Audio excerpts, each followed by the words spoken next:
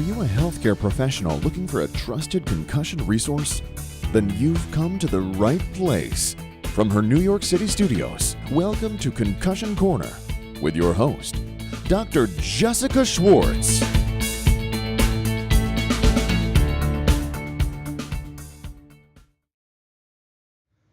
Welcome to the Concussion Corner podcast. My name is Dr. Jessica Schwartz, and I'm so thrilled to have Dr. Willie Stewart with us across the pond in Scotland today. Dr. Stewart is a consultant and lead neuropathologist at the Queen Elizabeth University Hospital in Glasgow, Honorary Clinical Associate Professor also at the University of Glasgow, and Adjunct Associate Professor at the University of Pennsylvania here in the United States. He has subspecialty diagnostic and research interest in forensic neuropathology, in particular traumatic brain injury. Recent studies in TBI describe the range of pathologies encountered in acute and long-term survivors of head injury, with reference to pathologies linking TBI to neurodegenerative disease, work supported by major national and international grants from the United States National Institute of Health, or NIH, and the United States Department of Defense, or DoD, and the Chief Scientist's Office in Scotland. Willie, welcome to the Concussion Corner podcast. Oh, Jess, it's good to be here. It's so great to have you, and I've been such a fan of your work for years now, and I know that you're active on Twitter, and you've just been doing some tremendous work in Scotland. So I'd love to highlight that and kick this off, with a fresh face for 2018. Well, that's very kind of you to say these kind words, Jess. Thanks. No problem. So, Willie, I start every podcast off, very Simon Sinek-esque. He's a TED Talk speaker and a motivational speaker here in the U.S. And he really starts off with starting with your why. So I'd love if you'd let the listener in. Again, these are for healthcare providers listening to us from all over the world, United States to Australia and everything in between. So I'd love for you to just let them into your journey for a few minutes and just say, hey, this is how you've kind of arrived into concussion research and what that looked like. Yeah, so I got back away on this, that my interest as an undergraduate student in neuroscience, and I took some time out to do a neuroscience undergraduate degree. And then as a postgraduate, when I was practicing medicine, I again remained interested in neuroscience and took another diversion out to do a PhD in neuroscience looking at spinal cord neuroanatomy. And when I came back from that, I developed a career in pathology. And in those early days, my mentor at the time was Professor David Graham, who was a leading light in neuropathology, in particular studies in traumatic brain injury. And he encouraged me to join him in the neuropathology service here and develop a trade as a diagnostic neuropathologist, and also begin to develop academic interests. And there, I would say maybe 10, 12 years ago, actually 14 years ago, in 2018, time flies, I had my first look at late pathology after a single severe TBI, and saw that in those patients we could detect considerable amounts of amyloid pathology, which we wouldn't necessarily expect to see at their age. And that kind of got me hooked on what is the consequences of brain injury, not just immediately, but years down the line. And the rest, as I say, is history. I've been at this now for about 14 years. Wow. And, I was just wondering, because obviously I'm in, the trenches in the clinic with patients and treating and educating other clinicians and doctors on how to treat concussion, because 2017, we, internationally agreed upon that concussion is actually a rehabilitative injury and it's treatable.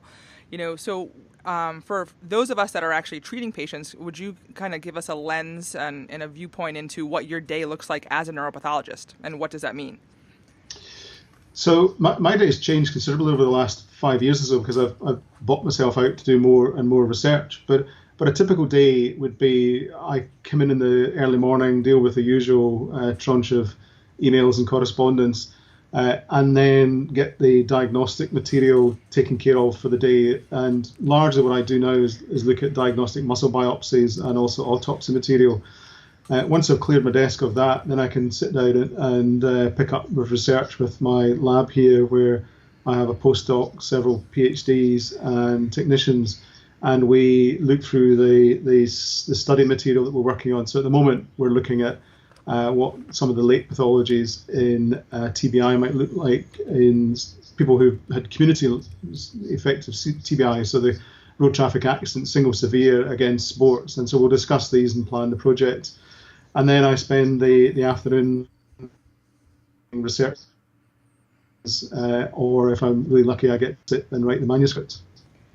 Indeed. And, I think it's so important for our listeners to connect to that, what you're doing is postmortem. and some of the work you're doing is actually, in living subjects right now. We'll talk about that with your work in soccer heading and that was just published this last year. But to connect to that, much of your work in the history of what you've done really comes postmortem and really like getting a lens to someone's life, posthumously. And that will obviously bring us to the term CTE, or chronic traumatic encephalopathy. For our listeners, CTE it's a progressive degenerative disease of the brain that's found in people with a history of repetitive TBI and brain trauma and subconcussive hits. Willie, I was wondering if you can comment on that, just because I know this is a hot topic. I just returned from the Super Bowl here in the United States in Minneapolis. We had Super Bowl 52, and obviously the NFL gets a lot of, press and dramatic press, often, quite frankly, with CTE. And I have to say it was quite eye-opening for me to speak with some players, both active and retired, and I would say at least 50% of them came up to me and said, I have CTE, I have CTE, and I had to correct them. I'm like, listen, this is something that we do not, diagnose right now in the living, and that's not what that is. So then, we did some education that way. But I was wondering if you can comment on your thoughts on CTE and kind of where the press has gone with it and, what we know factually today. Yeah, so I just to go back a bit, you rightly observe that a lot of my research is based on human tissues, which are largely autopsy derived, although I do some preclinical work and clinical work as well. But I think the danger is that in working in an environment where the material you are working with is from the deceased, you kind of forget that there might have been somebody behind that, and not only that there are people who haven't come to our service who will be affected by our observations. So I'm really cautious in how we report and discuss that. We have a responsibility to the people who've passed away, but also to people who are currently living and participating in sport or have survived a road traffic accident, that we don't overinterpret or sensationalize what we are seeing. We can only report what we see, and we shouldn't read too much into it. So coming back to chronic traumatic encephalopathy as it's currently reported, this is a condition which was first recognized clinically 90 years ago now by pathologist Harrison Martland, then in boxers, that over the decades in the 20th century, more cases of largely boxers were described, but in small numbers. I say largely boxers, mainly boxers, but these were in small numbers. So by the time we got to the end of the 20th century, we were still talking about handfuls of cases that have been described. Now, for a disease that in current reporting would appear participating in certain sports are likely to get this disease, I would say that we would have been more than a few handfuls of cases down the line by the end of the 20th century.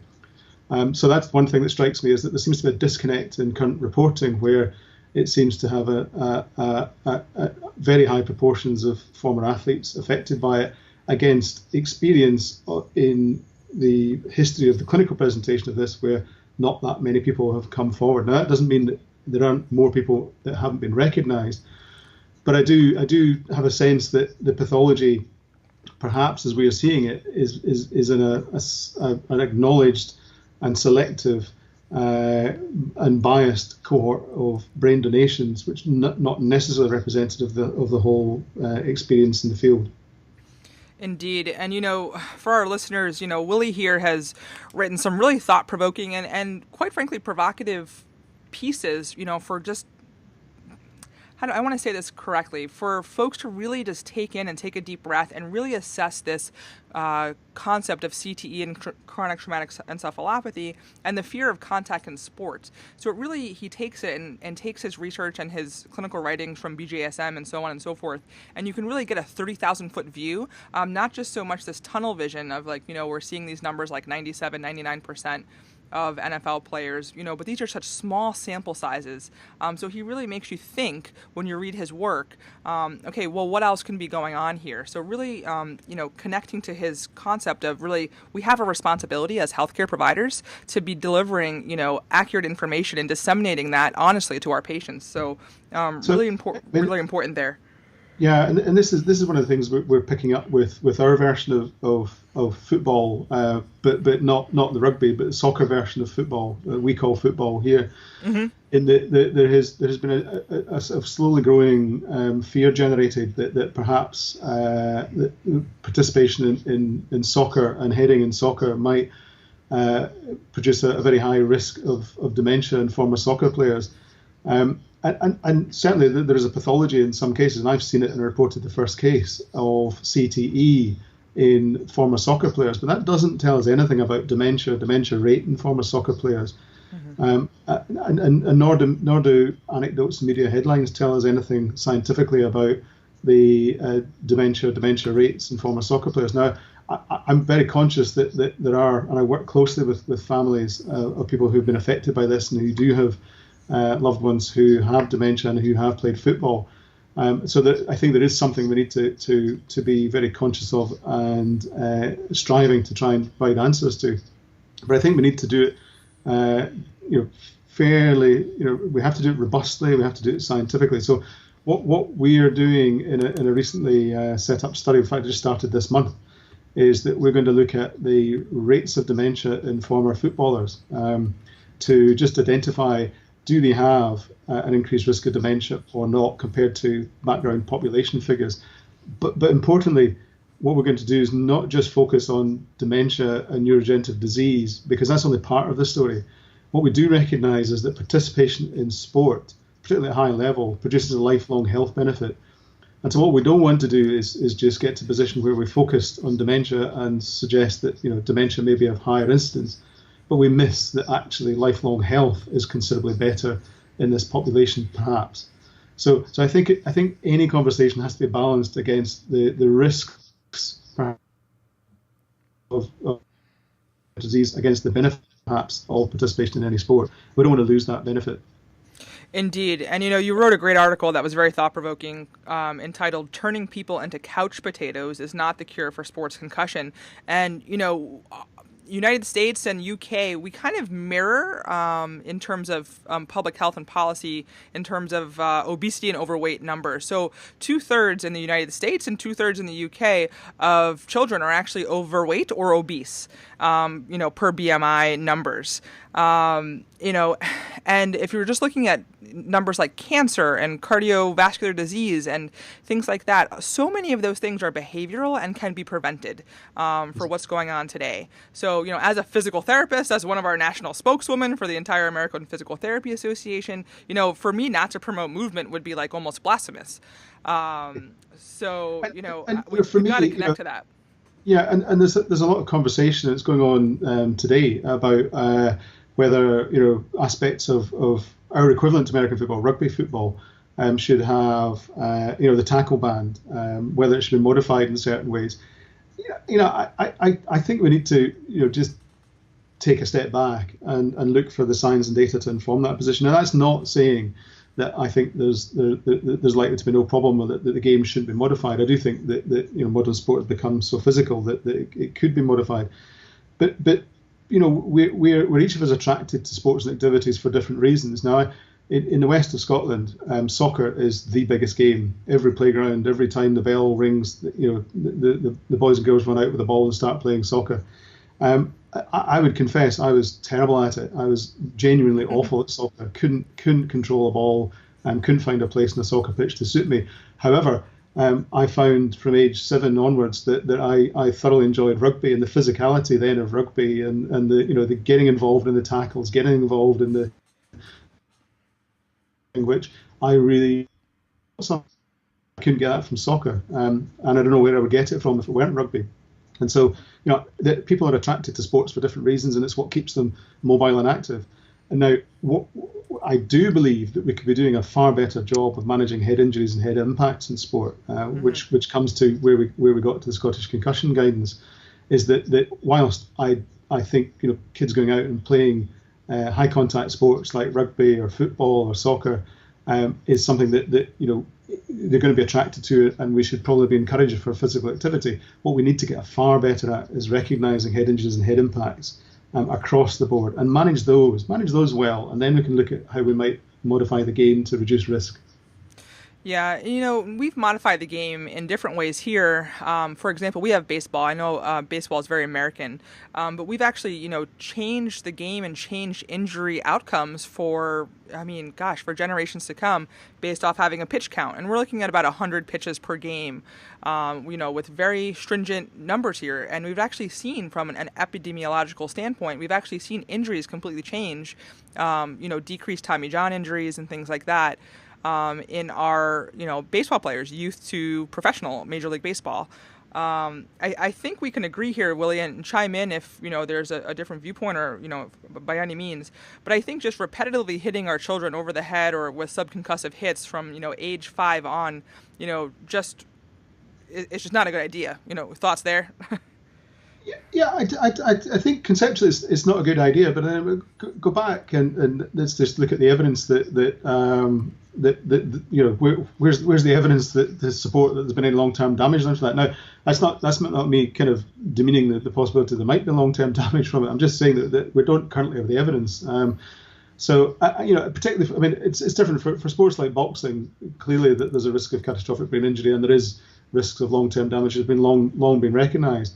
But again, I go back to they've long been recognised because we could see it coming, we could see it happening, and we just don't necessarily get the same sense that this has been going on in soccer, particularly, or in rugby. And I would argue that some of the football reporting has been slightly disingenuous in terms of numbers and reporting as well. So I agree with you that conceptually it doesn't sound like a great idea, but do we have the evidence to ban a particular activity at the moment? I don't think so.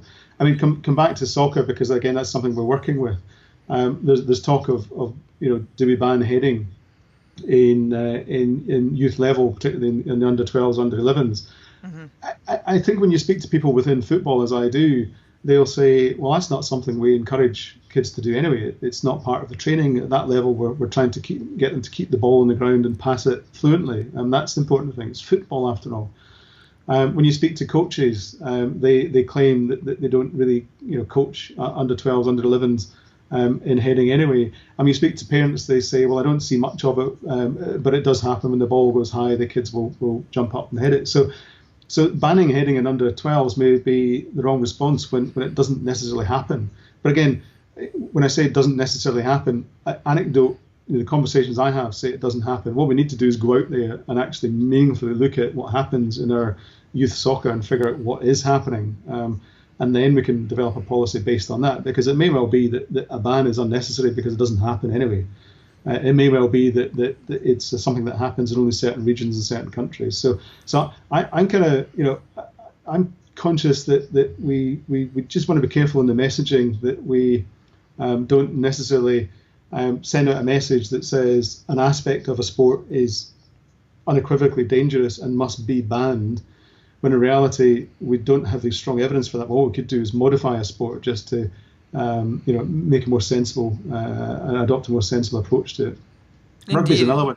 Again, if in rugby, calls to ban tackling in rugby, rugby is a very staged and age grade game. The game of rugby that I played when I was 7 is a completely different game to the game that I played when I quit playing rugby at 19, 20, and even then that's a different game to currently being played at professional level. So these things already happen naturally. I'm not sure just going all out and calling for a ban is anything more than a media headline that is successful. Yeah, and I think I take a little bit more of a middle ground there, as a clinician. And I think, again, none of this is neither right or wrong. These are all, our opinion and our clinical opinions. But for me and my experience here in the United States is what I'm finding is in the lower socioeconomic regions of this country. So if we're looking like deep South, Willie, or the South Bronx here in New York, the South Bronx is, I think, the lowest socioeconomic area in this country. We're looking at coaches, and we're looking at coaches who don't have training. Right, so I think the coaching differential between here in the U.S. and then over by you in the U.K. and Scotland is different. Do your coaches have training there? Yeah, so it's one of the great successes, I think, in rugby and football. So the two big sports. I mean, there's all sorts of other sports that I couldn't comment on. Is that coaches, by and large, should be at least qualified to the Scottish Rugby Union, Scottish Football Association, or Youth Football Association's recommended guidelines. Now, one of the things I think we need to figure out is just when we say should be, just how far down does that penetrate? Is it just one coach per club, one coach per school, or have this that the appropriate is followed for all of them? And where, for instance, Scottish football may say this is our guidance on heading in youth football, is that information actually getting to where it needs to be? So I think we need to kind of figure that one out first and then make a decision. Again, if we go back to the Scottish concussion guidance, which covers all sports at grassroots level across Scotland, one of the reasons that we generated that was because when we, each of the sports individually felt that their coaches and representatives were all informed on management of concussion, but when we actually looked across the board, it probably wasn't penetrating as they thought. Not only that, the rugby concussion management was slightly different to football's. Table tennis, badminton had no concussion management. So, there was a sense that a concussion in rugby was being managed differently to football, which was being managed differently to hockey, and so on. And so we felt that on that evidence base, what we needed to do was create something which was really sensible, really pragmatic, that would cover every single sport and would be applied across all sport. And I think maybe that's what we need to think about with head injury, head impact management or risk.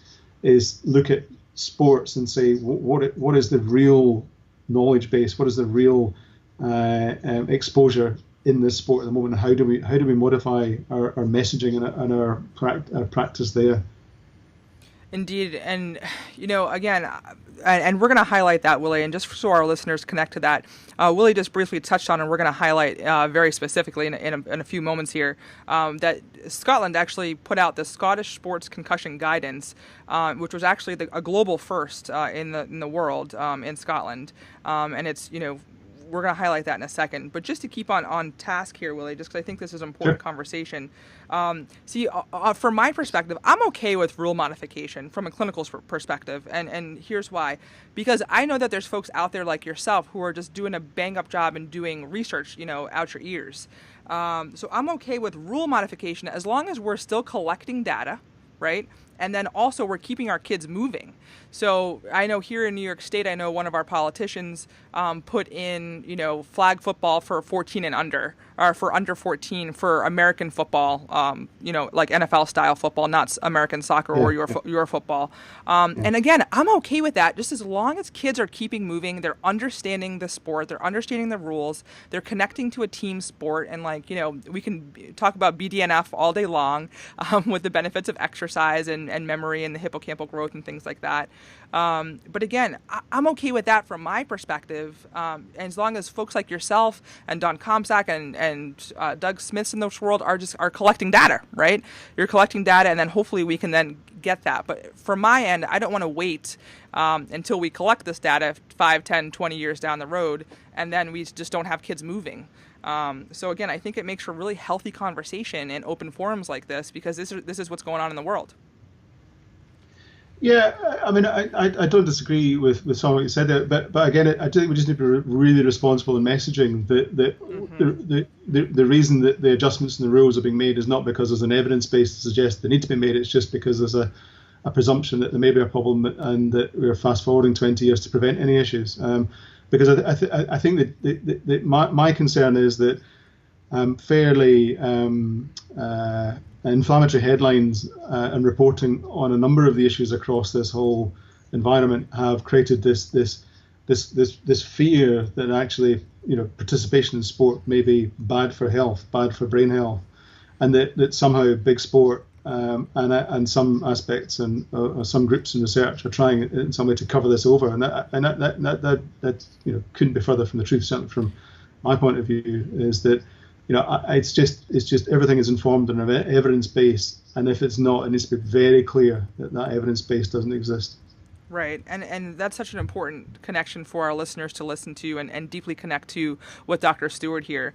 Reasonable and sound are very, key words that he said.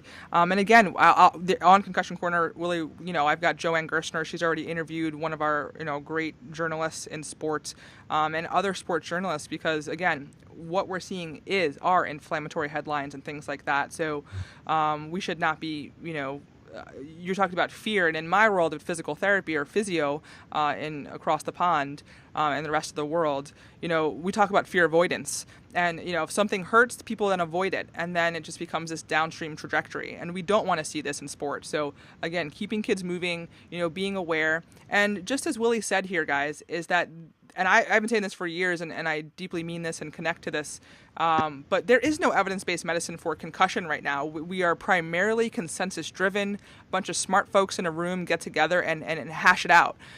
So connecting to these themes are very important because we have to make sure that we're disseminating this information to people, our patients, with as much informed consent as we can give, but also understanding that we don't have the information and data yet. So we need to be cautious with our words. Yeah, exactly. Yeah. Yeah, so spot on. So, Willie, we have about, let's see here, about 5 to 7 minutes left here. I try to keep these things to 30 minutes because that's all we have a meaningful attention for these days in 2018. But for this episode, I'm sure we'll speak in the future and get more out there information, especially as your research comes down the pipe. I would love for you to highlight the Scottish Sports Concussion Guidance, that mnemonic, when in doubt, sit them out. And your connection to Ben Robinson and his unfortunate demise and death in 2011, and kind of how this came about, and how you spearheaded this movement.